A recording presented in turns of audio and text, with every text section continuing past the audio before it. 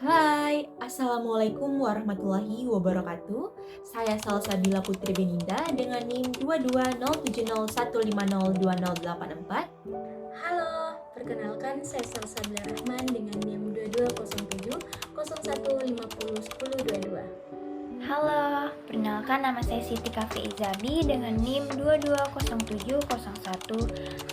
22070115000003. Perkenalkan nama saya Reski Amalia dengan NIM 220701502194. Eating disorders adalah kelainan psikologis berupa gangguan makan. Hal tersebut terjadi karena adanya citra tubuh atau body image yang negatif yang dimiliki oleh seseorang. Eating disorder sendiri dibagi menjadi 4 jenis, yakni anorexia nervosa, yang kedua ada bulimia nervosa, yang ketiga ada binge eating disorders, dan yang terakhir ada ADNOS atau eating disorders not specific. Nah, teman-teman, tadi telah dijelaskan mengenai pengertian dan jenis-jenis dari gangguan makan ini. Selanjutnya, saya akan menjelaskan penyebab dari gangguan makan. Gangguan makan ini belum diketahui penyebabnya secara pasti. Namun, ada beberapa faktor yang menjadi penyebab dari gangguan makan ini. Salah satunya itu faktor genetik, di mana biasanya ada seseorang yang mempunyai gen tertentu sehingga mereka mempunyai resiko lebih tinggi terhadap eating disorder atau gangguan makan. Nah, di mana ini bisa jadi berasal dari keluarga yang memiliki riwayat gangguan makan. Selain itu, faktornya karena kondisi psikologis dan emosional yang sudah ada terlebih dahulu, seperti rasa percaya diri yang kurang, perilaku impulsif, sifat perfeksionis, ataupun berada dalam hubungan yang sedang bermasalah atau tidak sehat. Selanjutnya, faktornya itu karena berjenis kelamin wanita. Seperti yang kita ketahui bahwa wanita itu sangat terobsesi menjadi cantik, di mana standar kecantikan di Indonesia sendiri itu mengharuskan kita mempunyai tubuh yang ideal ataupun tubuh yang langsing.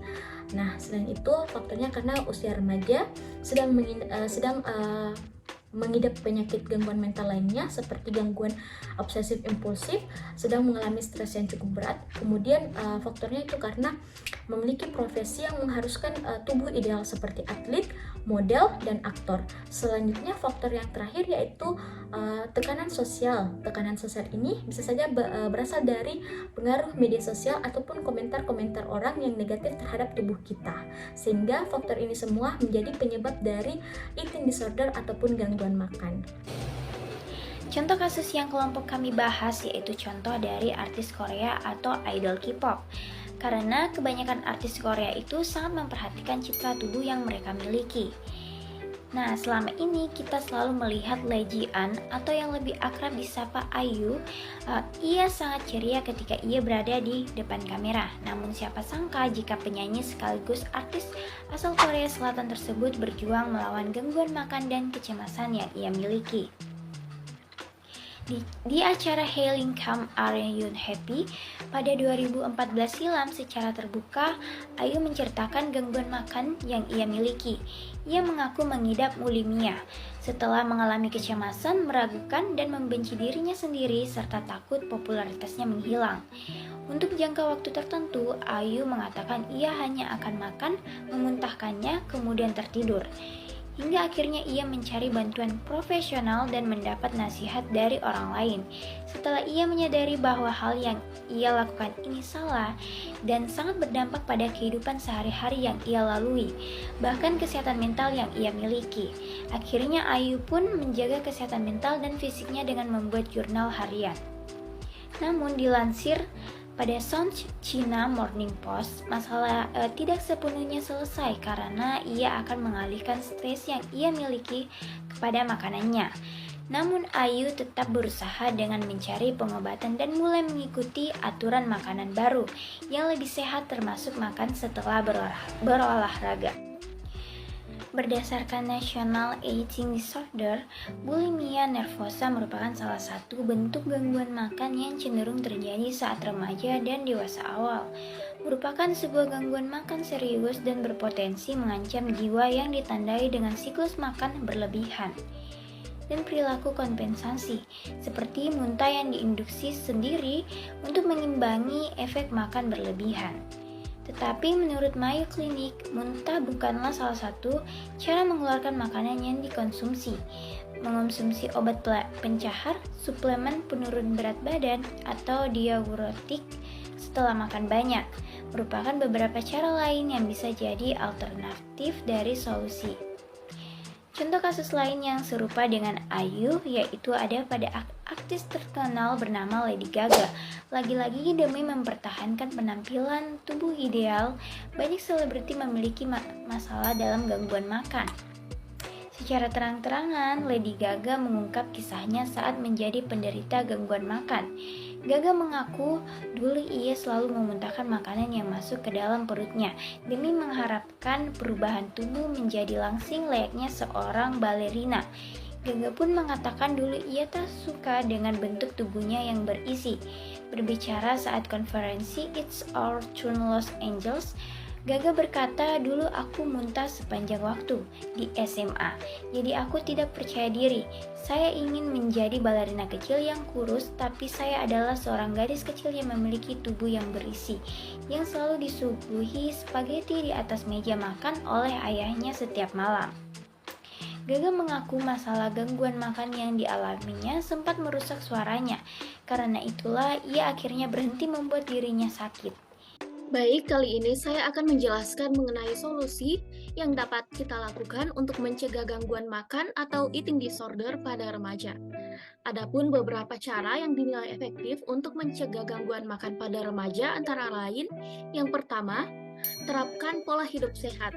Jika kamu memang ingin menurunkan atau menaikkan berat badan, sebaiknya mulailah terapkan pola hidup sehat dengan mengonsumsi makanan yang sehat dan berolahraga secara teratur. Tidak ada salahnya bertemu dengan dokter pada rumah sakit terdekat untuk memastikan kebutuhan nutrisi dan gizi yang dibutuhkan. Selain mengonsumsi makanan yang sehat dan bergizi, tentunya akan lebih baik jika didukung dengan olahraga yang teratur, sehingga badan pun menjadi lebih bugar. Masalahnya, seringkali orang salah mengartikan bahwa tujuan utama olahraga adalah untuk membuat badan menjadi lebih ramping. Kita perlu meluruskan hal tersebut dengan memahami pentingnya olahraga demi kesehatan. Yang kedua, berikan gambaran mengenai citra tubuh yang positif. Salah satu faktor yang mampu menyebabkan timbulnya permasalahan eating disorder adalah faktor psikologis, yaitu kurangnya rasa percaya diri. Jangan membandingkan bentuk tubuh kamu dengan orang lain ataupun para model yang ada di layar kaca maupun di media sosial, karena hal tersebut akan membuat kamu terus merasa tertekan. Cantik itu tidak harus kurus, jadi lebih baik pentingkan kesehatan dan kebutuhan tubuh kamu daripada angka berat badan, karena tiap orang memiliki bentuk tubuh yang berbeda-beda. Dengan begitu, kamu bisa merawat kesehatan tubuh dengan berbagai cara yang tepat dan sehat. Ingin memiliki bentuk tubuh yang ideal memang perlu, tetapi kesehatan tubuh yang dimiliki lebih penting dibandingkan citra tubuh. Keinginan memiliki citra tubuh lebih baik juga perlu diimbangi dengan kesehatan tubuh. Lalu yang ketiga, kurangi bermain media sosial. Percayalah bahwa sebagian besar rasa insecure dalam diri kita saat ini disebabkan karena berbagai postingan di media sosial. Di media sosial, kamu dapat melihat semua orang cantik dengan pipi tirus, badan langsing, berkulit putih, dan sebagainya. Lalu kamu menganggap bahwa cantik itu harus seperti si artis A ataupun si selebgram B. Semua orang diciptakan dengan rupa yang berbeda-beda. Dan ingat, cantik itu tidak ada standarnya karena setiap orang punya versi cantik menurut dirinya masing-masing. Yang keempat, tingkatkan rasa percaya diri. Orang akan memandang diri kita sebagaimana kita memandang diri kita sendiri. Jadi belajarlah untuk berbicara positif pada diri sendiri. Mengubah cara pandang kita terhadap sesuatu juga bisa meningkatkan rasa percaya diri kita.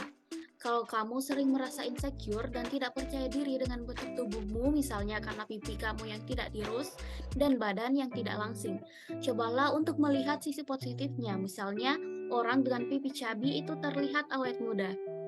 Lalu, rasa percaya diri juga bisa ditingkatkan dengan cara melatih kebiasaan self-talk dengan kata-kata afirmasi positif. Cara ini dapat dilakukan di pagi hari sebelum memulai aktivitas. Belajarlah untuk berbicara kepada diri sendiri dengan afirmasi positif saat pagi hari. Afirmasi positif itu bisa berupa kata-kata penyemangat bahwa kita ini berharga, kita dikelilingi oleh orang-orang yang baik, dan selalu bersyukur. Lalu terakhir yang kelima, hindari lingkungan pertemanan yang toksik. Kamu perlu menghindari lingkungan pertemanan yang sering melakukan body shaming dan membanding-bandingkan bentuk tubuh dengan orang lain. Sudah seharusnya kita juga saling menghargai atau mendukung satu sama lain untuk menghilangkan rasa insecure. Bercanda soal fisik itu jangan dianggap sebagai hal yang biasa atau wajar, baik secara langsung maupun di sosial media. Karena kita tidak pernah tahu apa yang orang lain rasakan. Apa yang menurut kita lucu bisa jadi bagi orang lain sangat menyakitkan. Jadi, marilah saling menghargai. Ketika kamu telah menyadari kemungkinan adanya eating disorder, maka yang perlu dilakukan adalah menerima terlebih dahulu kondisi eating disorder tersebut dan stop self-healing, atau menyembuhkan diri sendiri tanpa bantuan dari ahli atau orang yang profesional. Jadi, carilah pertolongan entah itu melalui psikolog, psikiater, maupun dokter ahli gizi.